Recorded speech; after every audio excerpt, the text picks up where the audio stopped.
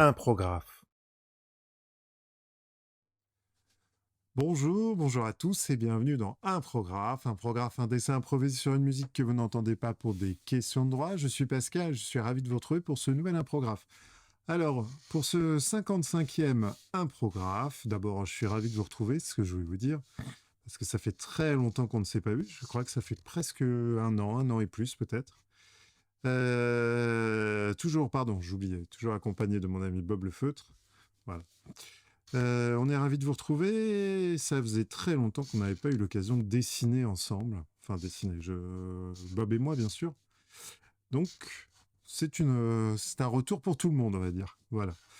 Aujourd'hui, dans les oreilles, le morceau C'est toi qu'elle préfère d'Alice et moi, qui est sorti en 2017 sur un EP. Voilà. L'EP s'intitule Filme-moi. Donc là, vous avez. Je crois que je me suis pas raté sur ce coup-là. J'ai à peu près donné toutes les infos.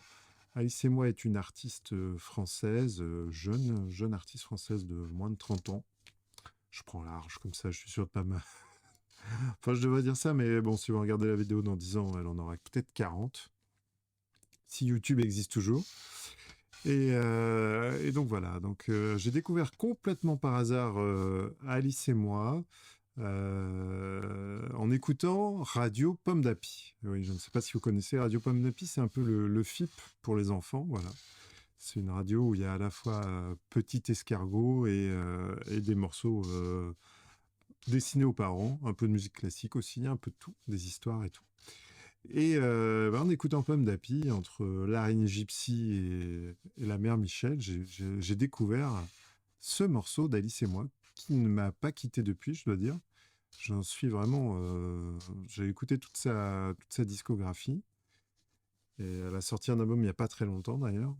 Ça doit pas être évident de percer en ce moment dans la musique, comme le reste dans la culture d'ailleurs, qui est pas mal. Mais j'avoue, j'ai vraiment craqué pour l'EP. Il y a ce morceau-là, il y a les éoliennes aussi que je trouve pas mal. Alors je réfléchissais et je sais pas comment définir son style musical. Vous me le direz peut-être dans les commentaires. C'est de la pop, mais je suis pas sûr que ce soit vraiment de la pop.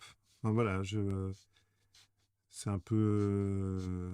Ben, je sais pas. Voilà, j'avoue, je sais pas comment cataloguer ça. Bon, en plus, selon les albums, elle a des ambiances musicales très différentes. Et c'est.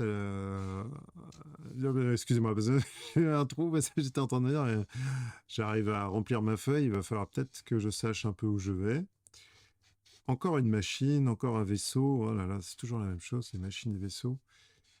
Bon, ce que vous ne savez peut-être pas, c'est, enfin vous ne le savez pas d'ailleurs, c'est un programme, j'ai dû le tourner une quarantaine de fois depuis plus d'un an.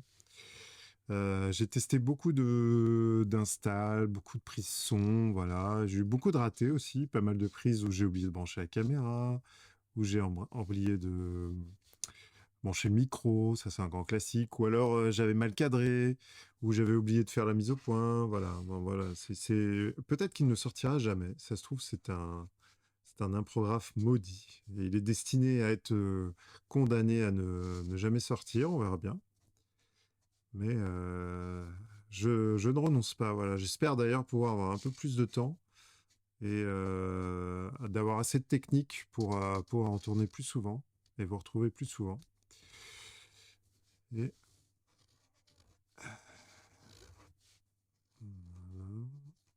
à ce stade-là, je ne sais toujours pas qu'est-ce que ça va être comme machine. Je réfléchis en même temps, c'est pour ça qu'il y a des petits silences. C'est perturbant de regarder les caméras, je vous avoue. Bon, je trouve ça marrant.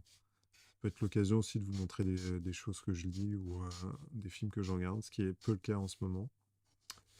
Je suis un peu à la bourre d'un point de vue culturel. Je me suis replongé dans les années 70, fin 60, début 70, avec notamment le documentaire des Beatles Get Back, qui est vraiment incroyable sur Disney+. Voilà, de Peter Jackson. Enfin, remonté et réalisé par Peter Jackson, même si c'était pas lui à l'époque qui a capté les images. Et ouais, j'ai un peu bloqué là-dessus un certain temps. Je l'ai regardé une bonne dizaine de fois. Je trouve ça toujours intéressant de voir des artistes créer, les voir hésiter. Alors, ce qui est encore plus fou, c'est de les voir hésiter sur des choses qui sont devenues des tubes. et de se dire, même eux, ils ne s'en rendent pas compte. Et toi, tu l'entends et tu te dis, ils hésitent. Mais non, mais c'est un tube, ça se voit que c'est un tube, ça va être un tube mondial. Mais non, non, ils sont toujours sur là, ah, je sais pas ce que ça vaut. Ah là, bref. Donc c'est marrant de voir le décalage entre ce que c'est devenu, l'histoire que ça représente et ce que c'était pour eux. C'est-à-dire, je vous conseille de regarder le docu si vous avez Disney+, parce que c'est dingue comme la souffrance d'être les Beatles. Euh, et les engueulades, enfin les fait qu'ils puissent se prendre la tête pour un accord de guitare ou de piano, enfin c'était pas mal. Bon voilà, on va dire que c'est une machine à créer des bulles.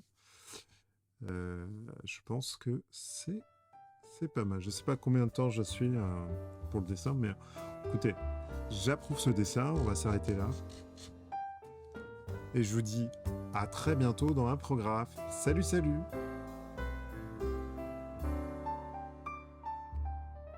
Oh, je crois que je la tiens enfin!